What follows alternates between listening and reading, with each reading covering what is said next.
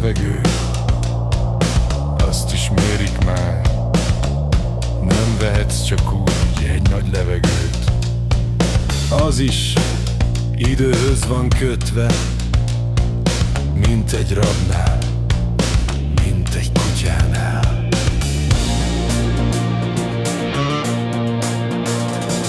Már nem csak az étel, már nem csak az álom, a levegő is tétel, ott van a táblán.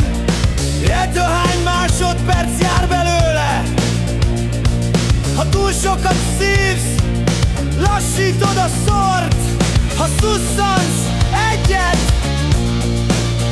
lehet már repülsz is. Nem vagy ember, csak percre bontott jelenlét. Harcol levegő!